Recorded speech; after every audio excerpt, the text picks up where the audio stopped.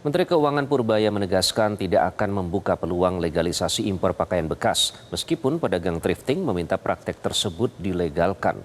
Meskipun para pedagang menyatakan kesediaan membayar pajak jika thrifting dilegalkan, Purbaya tetap pada pendiriannya.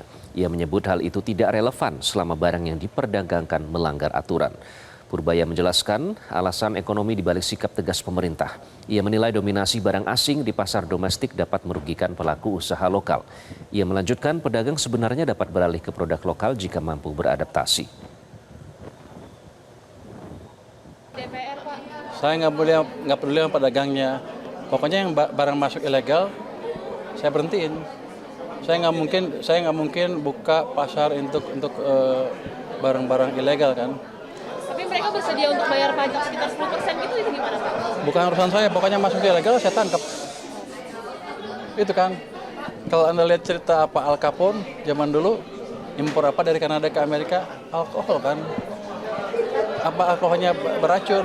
Enggak, tapi karena melanggar undang-undang itu sama saya kerjaan seperti itu. Market kita kuat, besar. 90% dari domestic demand itu 9% dari ekonomi kita. Globalnya kacau balau, yang 10% itulah 10-20%.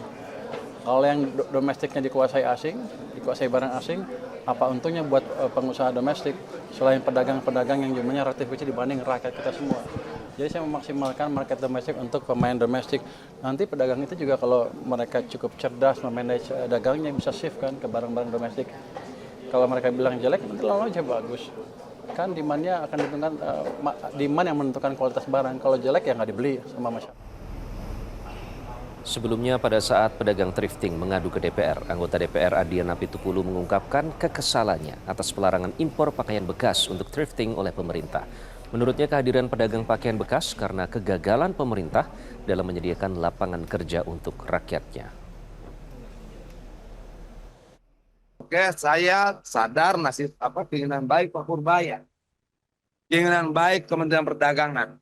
Saya sadar betul, tapi keinginan baik tanpa didukung dengan data-data yang baik bisa menjadi tidak baik. Sebagai anggota DPR, saya coba buka komunikasi. Kita ngobrolin dulu yuk. Kalau ngobrol saya salah, saya bilang minta maaf, saya salah, saya nyerah. Tapi kalau saya benar gimana?